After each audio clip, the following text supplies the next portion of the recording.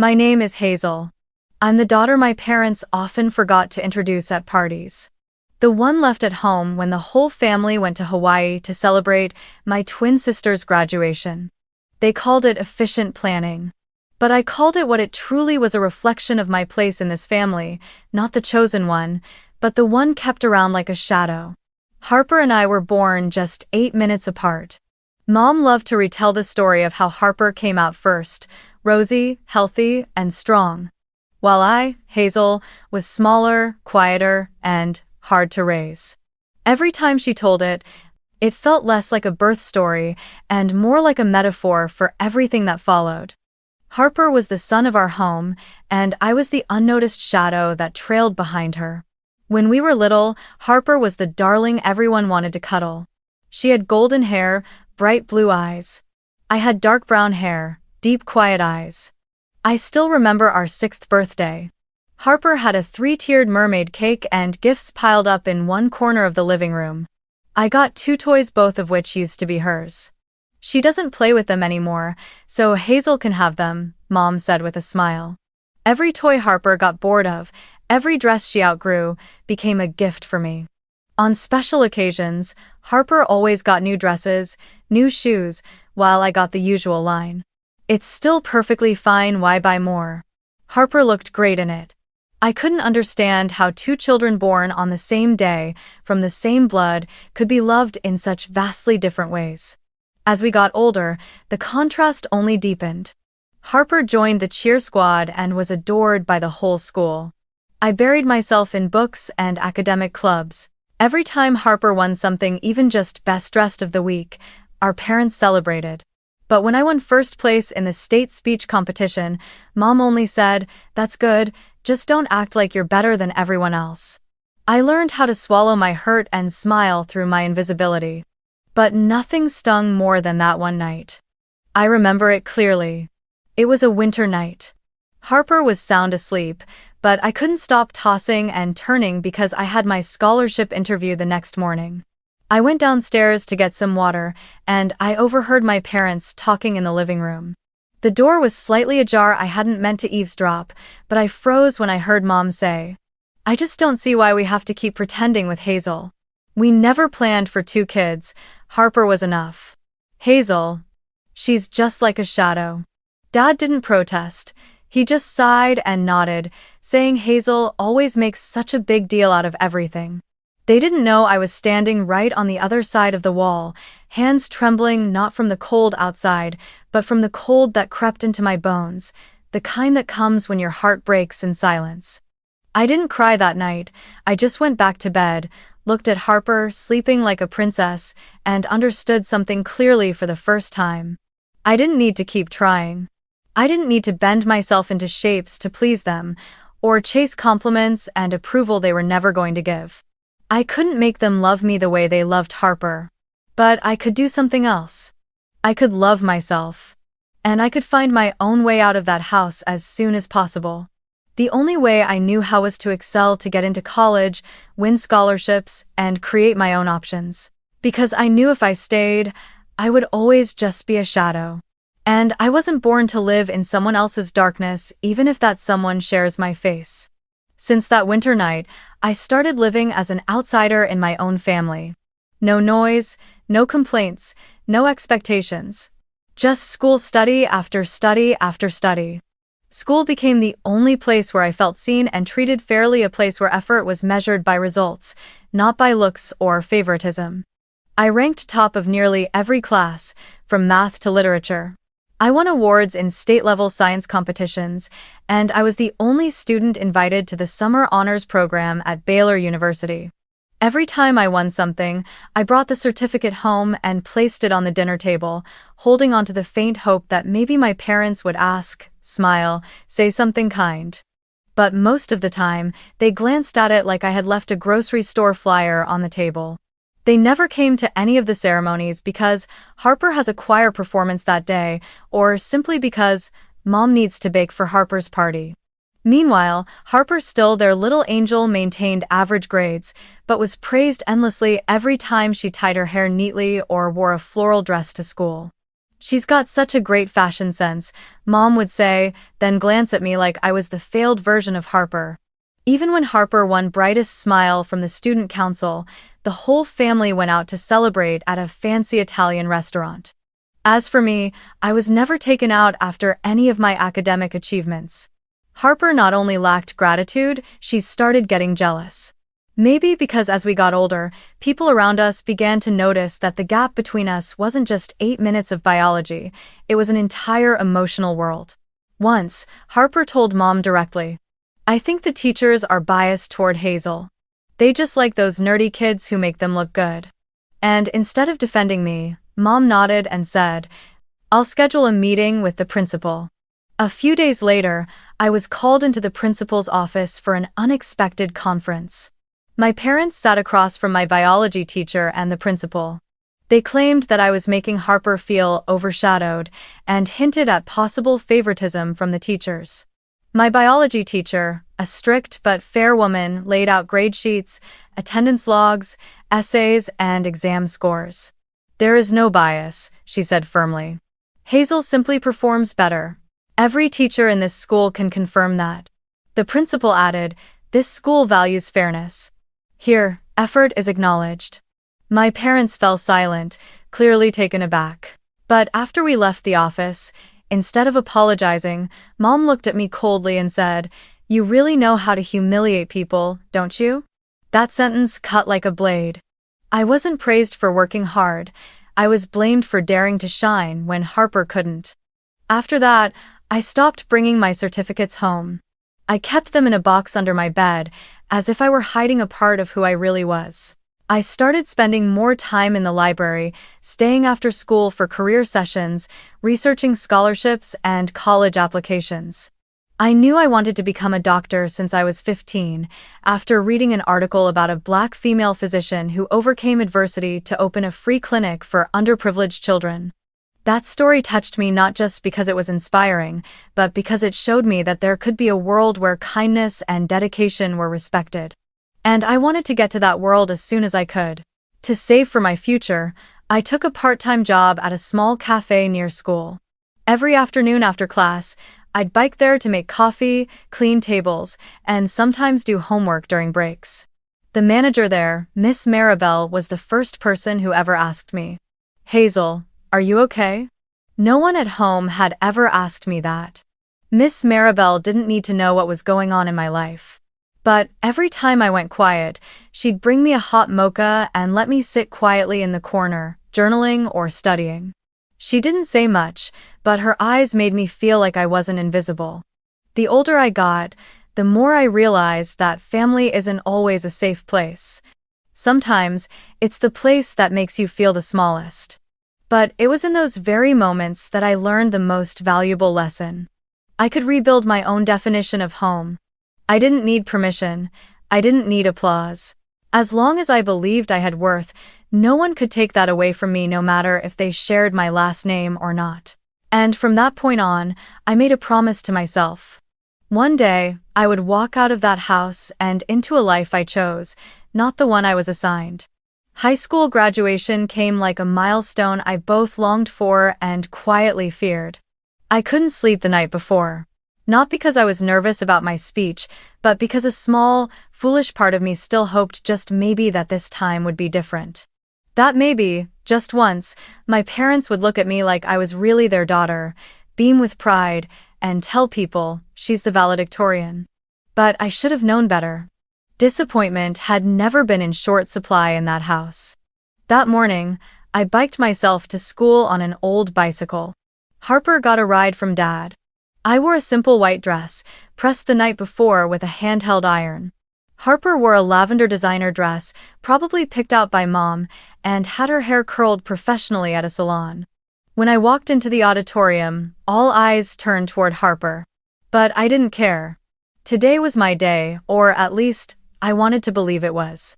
The ceremony took place in a large hall filled with students, parents, and teachers. When my name was called as this year's valedictorian, I walked up to the stage to a wave of applause. I glanced around and saw some teachers nodding proudly, classmates smiling. I looked down at the audience, where my parents were seated and their faces were blank. No reaction. Mom was busy adjusting the strap on Harper's dress. Dad was looking at his phone. I took a deep breath and began my speech. I talked about sleepless nights, about failure, and the moments when I wanted to give up. I spoke about finding strength in silence, in the feeling of not being believed in, and how I turned that into motivation. I didn't speak about my family directly, but every word was meant for anyone who'd ever felt like an outsider in their own home. When I finished, the hall erupted in applause. But my parents didn't stand. As I stepped down from the stage, Mom simply whispered, "Harper looks so radiant today. That soft curl really suits her." I nodded and gave a polite smile. There was nothing left to say. That evening, after the ceremony, while my friends were taken out to celebrate, hugged by their parents, showered with flowers, I rode my bike home. Harper posted photos on Instagram and tagged my parents, my biggest supporters. I entered the house through the back door to avoid hearing laughter from the living room. I sat alone in the kitchen, my folded graduation gown on the table, and started working on the assignment for my morning shift at the cafe. The next morning at breakfast, my parents called both me and Harper down to the living room. Mom was beaming, holding a large envelope in her hand. "To celebrate your graduation, we've decided to give you a trip to Hawaii." For a brief moment, I was stunned. A flicker of hope sparked inside me until Mom opened the envelope and added, "There are only 3 tickets, for Dad, me, and Harper. You understand, Hazel, someone needs to watch the house. And you've got your cafe job, too." Everything collapsed in an instant. I sat there in silence, listening to Harper squeal with excitement while Mom listed the Hawaii activities. Swimming with dolphins, helicopter rides over volcanoes, a 5-star beach resort. Dad turned to me, patting my shoulder in a half-hearted attempt at comfort. "You're the one who knows how to sacrifice, Hazel. We trust you understand." I nodded, even as my eyes began to sting. I didn't scream. I didn't lash out. I just clenched my fists under the table, nails digging into my palms, forcing my face to stay still. On the day they left for the airport, I was the one who drove them. Harper sat in the backseat giggling, reading hotel confirmations on her phone. Mom reminded me to turn off the air conditioning when no one's home and to close the windows if it rains. I dropped them off at the terminal, watched them pull their suitcases away, then turned the car around without looking back. That night, I sat alone in the empty kitchen, drinking milk from a paper cup, thinking about my graduation speech. About the promise I made to step into a life I chose. And I knew that life would not include the people who had just boarded a plane as if I were the help, not their daughter. I continued working regularly while they were away in Hawaii. I picked up extra shifts, took on cleaning duties to save more money. I smiled at customers, greeted people like nothing had happened. But every time I returned to the quiet house, I felt like a ghost sharing space with memories. No one called, no one texted to ask if I was eating or sleeping well. Not a single congratulation. It was as if I hadn't graduated. As if I had never existed. But in that silence, another voice began to rise within me, a reminder that said, "They didn't choose you, but you can choose yourself." And I realized that Hawaii trip wasn't a reward. It was the final proof of their choice. And from here, I would begin my own. I don't remember exactly what made me visit my grandparents that afternoon. Maybe it was the overwhelming emptiness in the house I'd lived in for 18 years, or maybe some raw instinct pushing me towards something more real.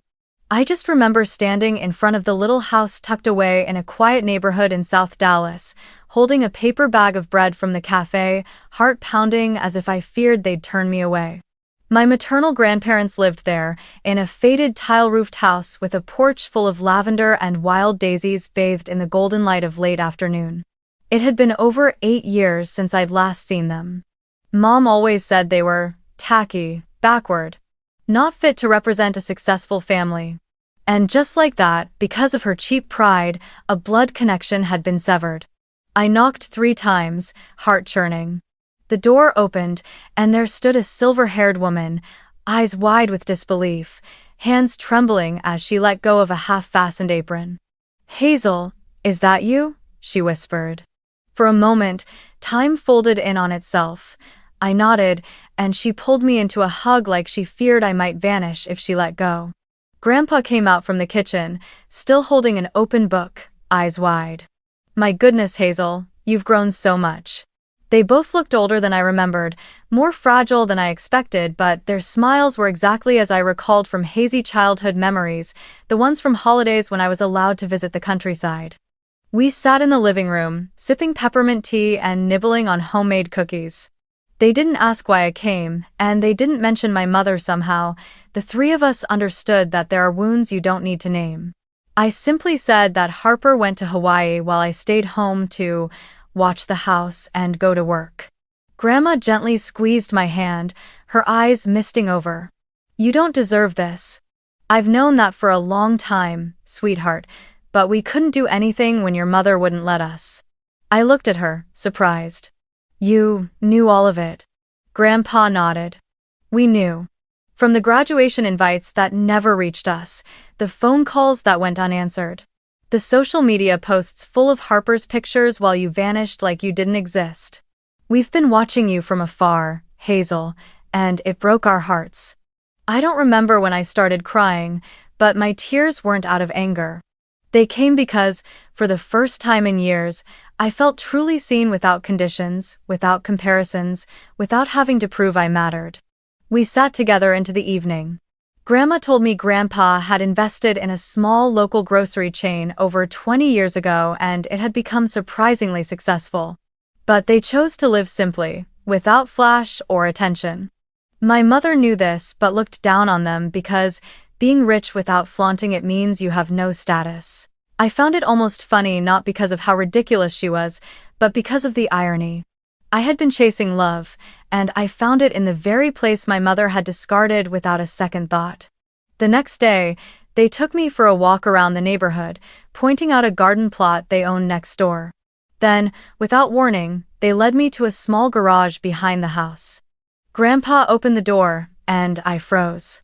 In front of me stood a pearl-white Tesla, gleaming in the sunlight.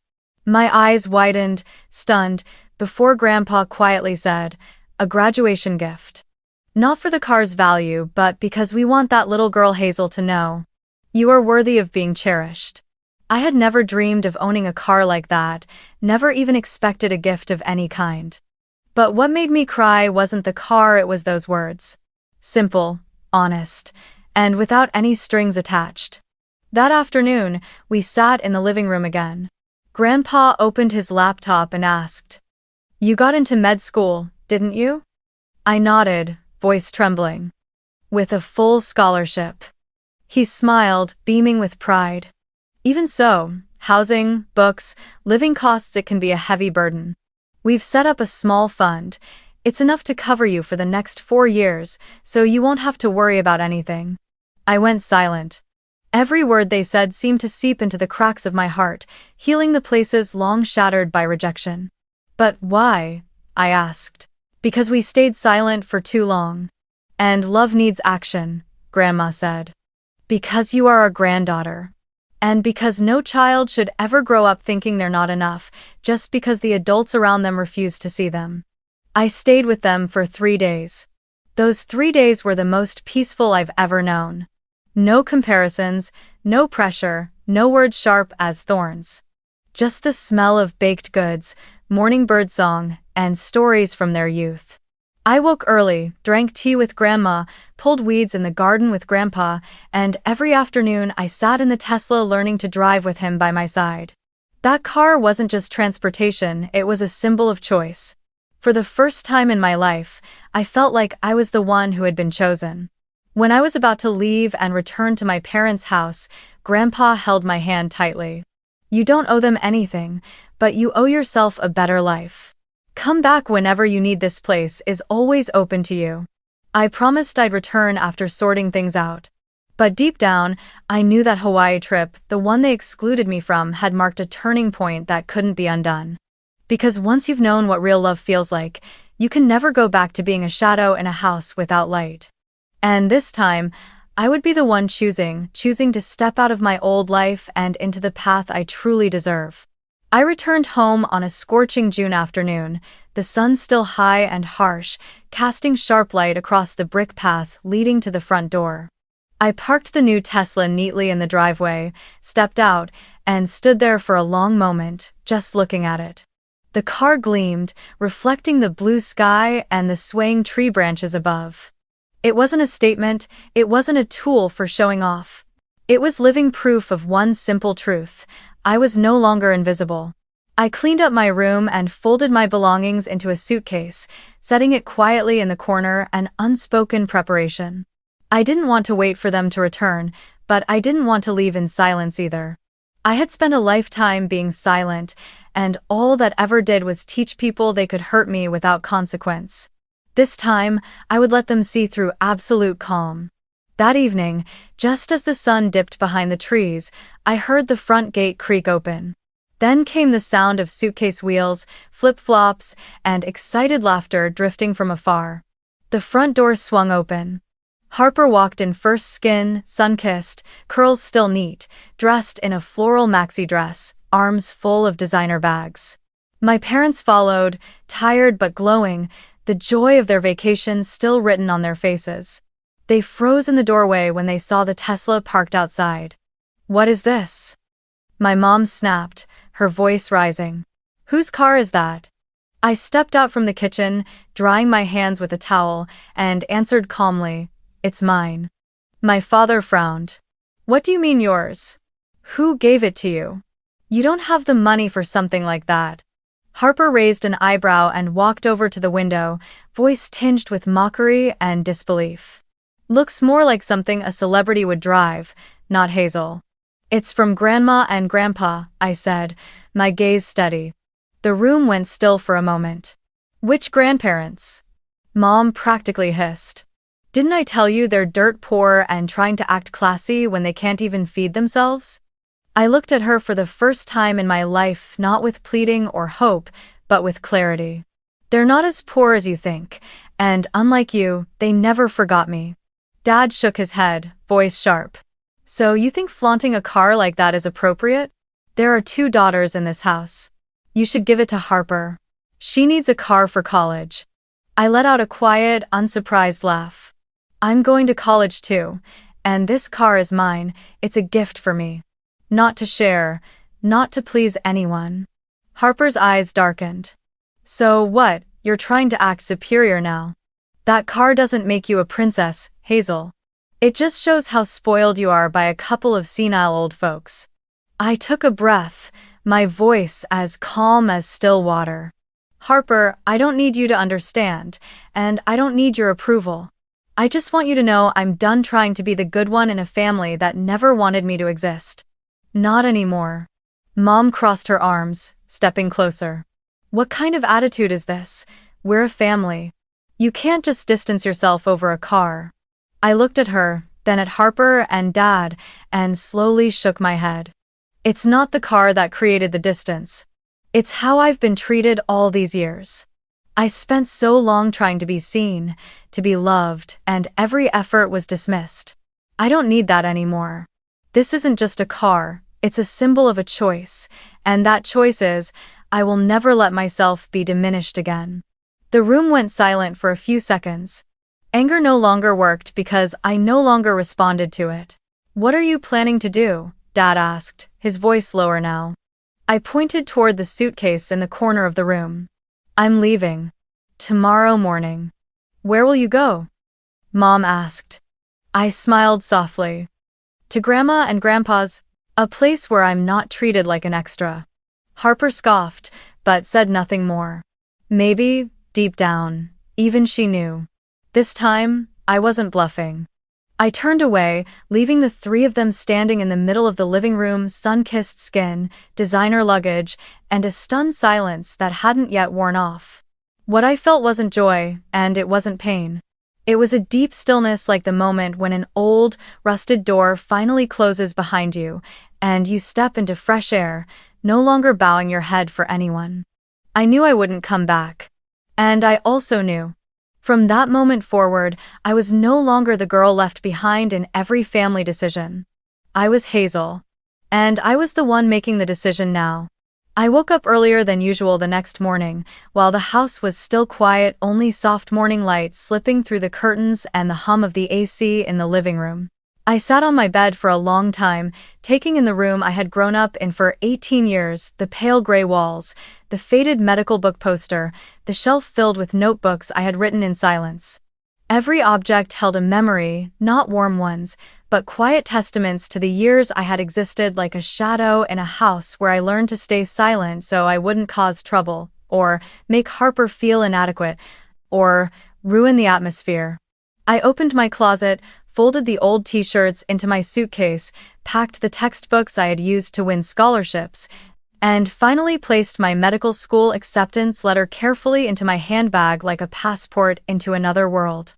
Every item I packed was a part of the journey I took to save myself. And now, they were coming with me to a place where I was chosen, not merely tolerated. As I rolled the suitcase out of my room, my mother appeared in the doorway, arms crossed, lips tight. "Are you really leaving?" she asked, voice caught somewhere between anger and fear. I nodded. "You're blowing this out of proportion. Every family has disagreements. You're one of us, Hazel. You can't just walk away over a car or a few angry words." I looked at her, my eyes calm like a lake after a storm. "I'm not leaving because of a car. I'm leaving because I've waited 18 years to be treated like a human being. And that never happened." My father came down the stairs, tugging at the sleeves of a half-buttoned shirt. "You won't last out there, Hazel. The world isn't as kind as you think. When things get hard, you'll come crawling back.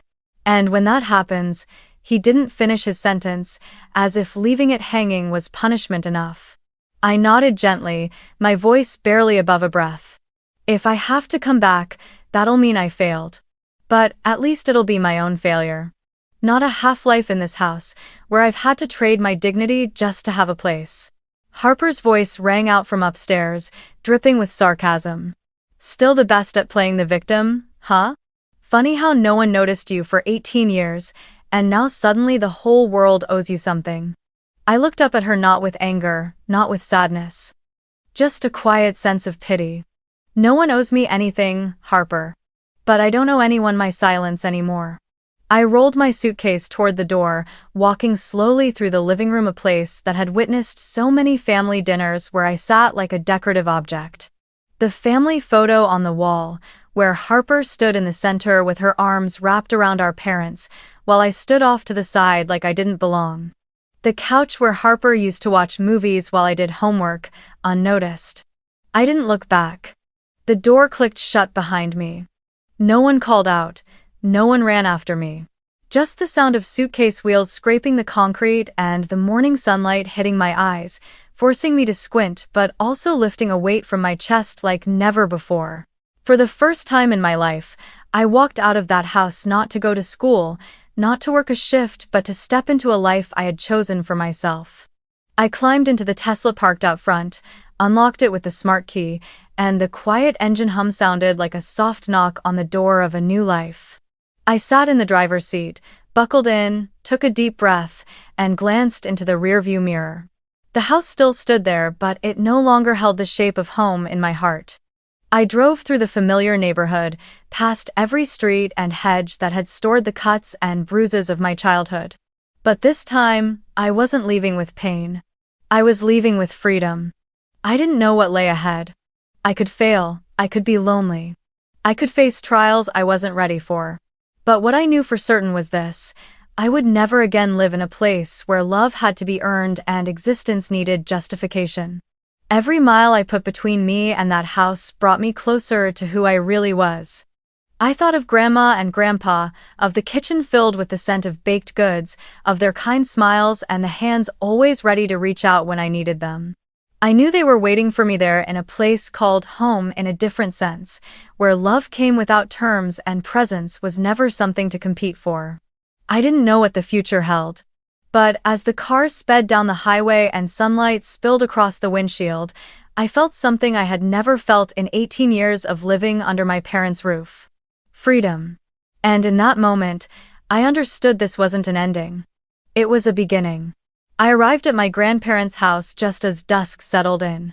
The scent of lavender from the front yard mingled with the humid summer air, creating a softness that made everything inside me feel like it was finally falling back into place. Grandma opened the door just as I stepped onto the porch, wearing the same gentle smile, her eyes radiating warmth. There were no rushed questions, no probing stares, no complaints that I had arrived late or warned them too little. Just a tight hug and a whisper in my ear. "You're home now." Their house was small, 2 bedrooms, a living room that opened into the kitchen, but every corner was neat, clean, and filled with the spirit of people who lived honestly with themselves. On the dining table was crispy roasted chicken and garlic bread, still warm. They didn't invite me to sit with politeness, they simply carried on, like I had never left. I sat at the table, listening to Grandpa talk about how the lavender bloomed early this year, and Grandma asked, "Hazel, would you like juice or iced tea?" A simple question. But it caught in my throat. For the first time, someone asked me what I wanted instead of telling me what I should be. From that day forward, I began living in an entirely new rhythm, slow, kind, and pressure-free. Every morning, I woke up in a small room overlooking the backyard, where sunlight slipped through white curtains, casting soft golden streaks across the wooden floor. Grandma always got up early to make breakfast, but she never woke me unless I wanted her to. Grandpa would bring in the newspaper, brew coffee, and read aloud whatever headlines caught his interest. We ate breakfast together, talking about anything at all. A new recipe, a news story, a childhood memory. No one compared me to anyone. No one told me to try harder or to set an example. I was allowed to simply be just as I was, nothing more, nothing less. My grandparents didn't just give me a place to stay. They gave me the feeling of being chosen, of having control over the little things in life. When I hesitated about where to park so I wouldn't block the path, Grandpa just chuckled and said, "Park wherever you like, this is your home." When Grandma planned dinner, she always asked what I wanted and even joined me in the kitchen to learn how to make the vegetarian lasagna I had seen on YouTube. For the first time, I felt like my opinion mattered. That my presence wasn't a burden, but a meaningful part of what made this place feel like home. One afternoon, as I was helping Grandma water the plants, I heard the phone ring from the living room. I wiped my hands and ran inside, only to see an email notification flash across the screen. "Congratulations! You've been accepted into the College of Medicine with a full scholarship." I didn't say anything for a few seconds, just stood there, staring at the screen like it might vanish if I blinked. Then I started crying. Not because of the scholarship itself, but because, for the first time in my life, my quiet efforts were being acknowledged. No one took it away. No one ignored it. No one handed it off to someone else just because the pretty one deserves it more. I read the letter out loud to them. Grandpa sat beside me, listening quietly, then gave my shoulder a gentle pat and smiled. "We always knew you'd do it, but hearing it from the university itself, now that makes it even better." Grandma added softly, "You deserve this. Not because you're the best, but because you never gave up, even when no one was cheering you on." Arigato.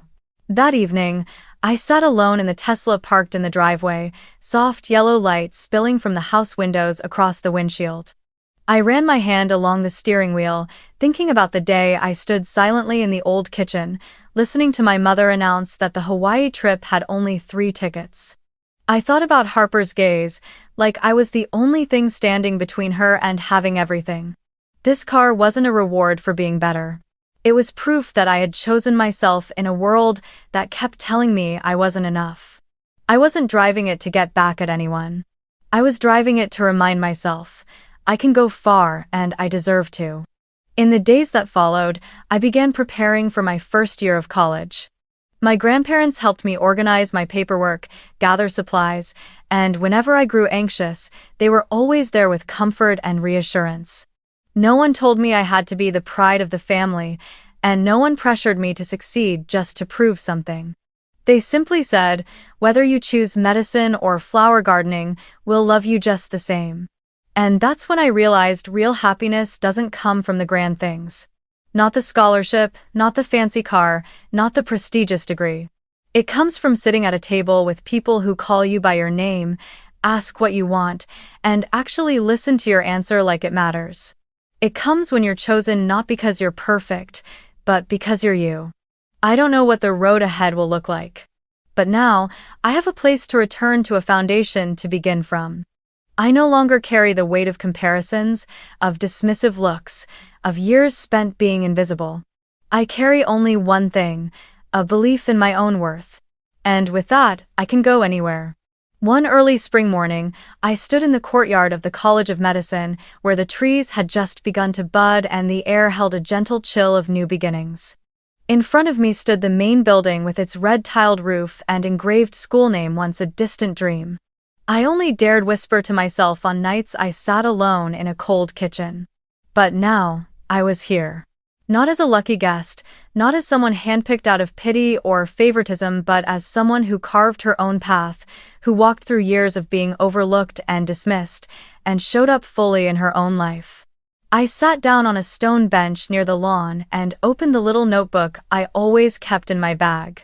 On the first page were words I'd written at 16, in messy but determined handwriting. One day, I won't be the extra in anyone's story. I smiled. Not out of pride, but because I understood how fiercely that young girl had fought to survive cold, silent dinners, to endure award ceremonies without family in the audience, to rise above the quiet mockery hidden behind her sister's smile. And now, I wanted to hold her and say, we made it. Even if no one walked beside us at the start, we didn't give up. I remembered all the times Harper was praised just for smiling in pictures, while I was told not to make a fuss even when I topped the class. I remembered the night I heard my mother say I was the extra, and the morning I biked to school without anyone asking if I needed a ride. I remembered the embrace from my grandmother the first time I returned after years of being banned, and the look in my grandfather's eyes when he handed me the keys to the Tesla, not as a material gift, but as a milestone. From this point forward, you will steer your own life. I no longer feel anger toward my parents. I no longer resent Harper. Because I've come to understand some people simply can't give what they were never taught to offer. And that's no longer a reason for me to keep sacrificing myself. I've stopped waiting for apologies. I've stopped seeking approval. I don't need to become someone in order to be loved. I just need to be myself. Someone who knows what she wants, knows she deserves good things, and no longer waits for anyone else to validate that. I stood up, walked along the red brick corridor where students laughed and talked around me. Some were calling home, some were celebrating acceptance into residency programs, some were planning lunch after class. I didn't feel out of place among them anymore. Because for the first time in my life, I no longer asked myself whether I belonged. I knew I did. I was enough, good enough, strong enough, steady enough not to lose myself, even after being rejected by the very people who were supposed to love me. I am not Harper's shadow. I am myself, and I am enough.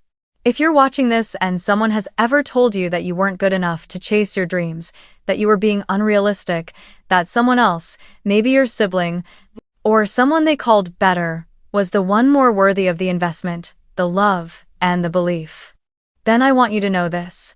You don't need approval to be worthy. Your value doesn't lie in someone else's eyes. It lives in the way you rise every time you're underestimated, every time you're overlooked, every time no one chooses you. And one day, you'll realize, you weren't born to be chosen, you were born to choose yourself. That's not pride. That's survival. Because when you are brave enough to walk alone, every road you take becomes a victory not over others, but over the doubt that once held you back. And one day, when you look back on the path you've walked, you will smile not because it was easy, but because you never gave up. You chose yourself, and you are enough.